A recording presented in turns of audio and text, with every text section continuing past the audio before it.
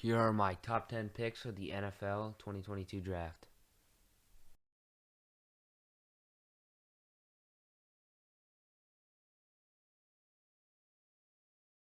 For the first overall pick, I have the Jaguars taking Aiden Hutchinson. He had 36 solo tackles, 14 sacks, 2 forced fumbles, and a PFF overall grade of 94.5. He is the best player out of this draft, and he is the most consistent pass rusher that I think the NFL has ever seen coming into the NFL. He played 14 games last season. He had 794 defensive snaps. He had 425 pass rush snaps, 334 run defensive snaps, 14 sacks, 9 hits, 51 hurries, and 3 batted down balls. This guy is the overall best and most athletic player in this draft, in my opinion. And I think the Jaguars need to spend their first pick on this guy to build around their defense after they spent all their money in free agency on the offense. Christian Kirk. Yeah, so I think they need to build around their defense, and I think this guy, Aiden Hutchinson, will be a great leader for this team.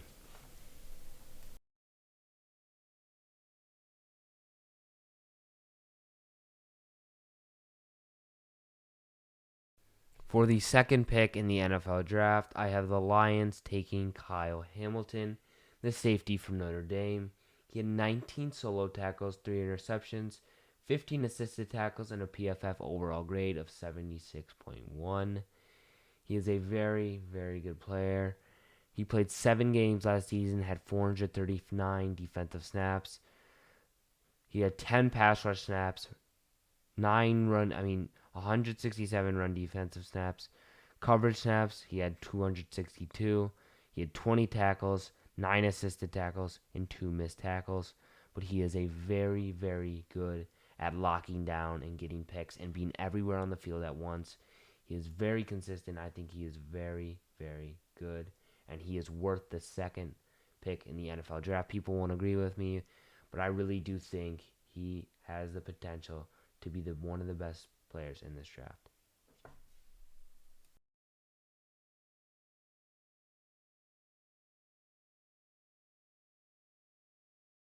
For the third pick, I have the Texans taking Evan Neal, who is from Alabama. He is a height of 6'8", and he weighs 337 pounds. He had a PFF overall grade of 85.8. He played 15 games last season, 1,073 offensive snaps, 423 run block snaps, 650 pass block snaps, only 2 sacks on him, 5 hits and 8 hurries. I mean, this guy is one of the best players out of this draft. And yeah, it's not the most flashy position, but he is really a generational talent. I really do think this guy is very good, and he's overall just, I think, one of the best players in this draft. I've said that about the past 3 guys, but these 3 guys I think are the best players on this draft, and that's why they are going top 3. Yeah, Evan Neal going top 3. He's going to the Texans to help Davis Mills grow as a QB, who I think will be very good.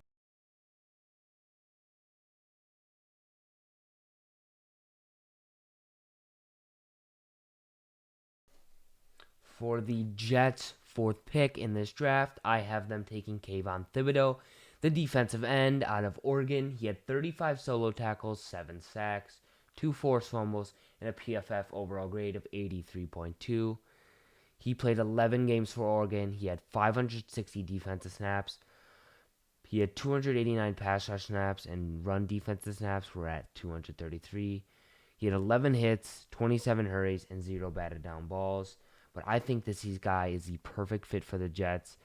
As their offense continues to grow, I think their defense could come together with Robert Saleh as the coach, who is a defensive-minded coach. And if their offense can really come together, this team could be very, very, very good soon, very soon. And I think Zach Wilson may come together and be very good. So I think Kayvon Thibodeau is a great leader and may lead this team to a playoff run this season.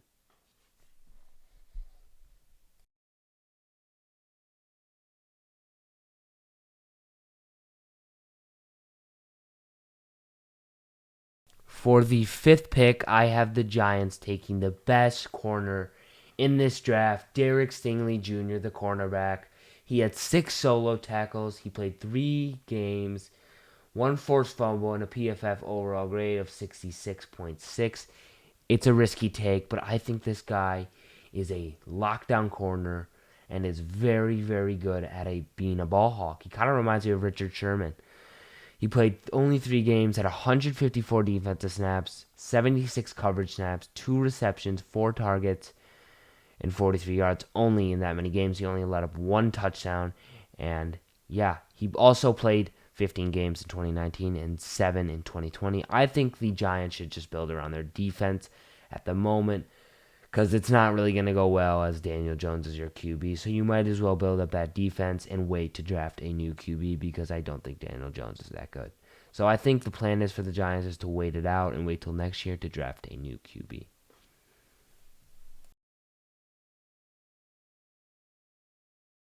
For the sixth pick, I have the Panthers taking Charles Cross, the tackle out of Mississippi State. He has a height of 6'5" and weighs 310. Not as big as Evan Neal, but he is right there. I think he is the second best tackle in this draft. A PFF overall grade of 86.7. He played 12 games, had 919 offensive snaps, 200 run block snaps, and 719 pass block snaps, 2 sacks, 0 hits, and 14 hurries on him. I think the Panthers need him because at this point, you might as well. It's kind of like the same position as the Jets. I think they should just build their offense because Sam Darnold is not going to be there longer, nor will Matt Rule. I just don't think they're the best fit, and they're just not good. I don't think Matt Rule's a good coach. I don't think Sam Darnold's a good QB. So you might as well take, yeah, it's a boring position, but it's very important, and I think this would be a great time for them to draft a tackle, which they haven't drafted in a while, and he would fit their scheme perfectly.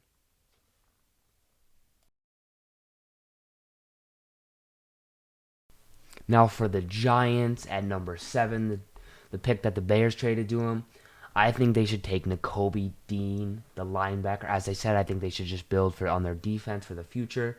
He had 36 solo tackles, 6 sacks, 2 forced fumbles, and a PFF overall grade of 91.7. I mean, and he also had 2 interceptions. This guy was a beast at Georgia, and he reminds me so much of Roquan Smith. They are both 2 beasts. This guy's going to be insane. And the Giants, they might as well just build on their defense. Their defense is kind of lacking right now. And yeah, so I think this guy is the perfect fit for the Giants. He's a straight beast, and I think he's going to work out well for the Giants.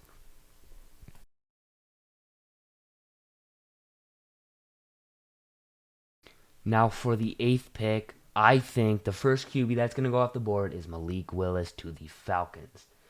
He had a 61.1 completion rate, 2,857 yards, 12 interceptions, and a PFF overall grade of 91.6.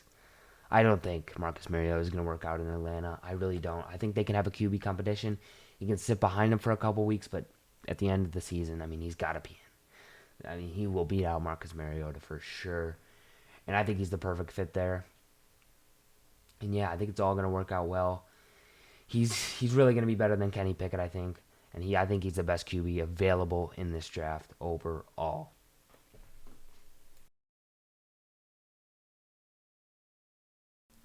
Now for the Seattle Seahawks at the 9th pick, I think they're going to be I think they were going to be looking for Malik Willis, and then he's going to be taken by the Falcons, and then I think they're just going to get Chris Olave.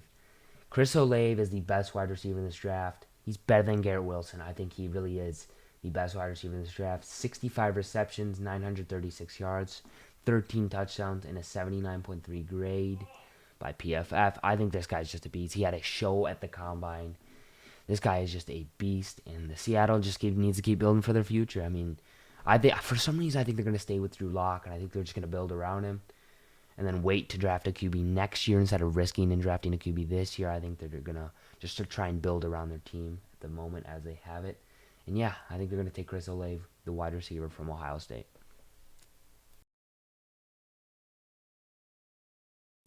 Now for the final pick in my mock draft, I have the New York Jets taking Garrett Wilson, the wide receiver from Ohio State. They've been looking to get a wide receiver this whole offseason. It just makes sense.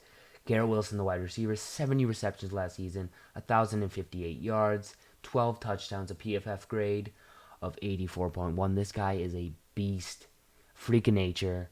I mean, he is just a beast, and I think it'll be great to add as a weapon for Zach Wilson, and they just need to keep building around Zach Wilson, and I think this is the right pick to make to help him grow as a QB and make that next step in year 2. So, yeah. That was my NFL 2022 mock draft. I hope everyone enjoyed.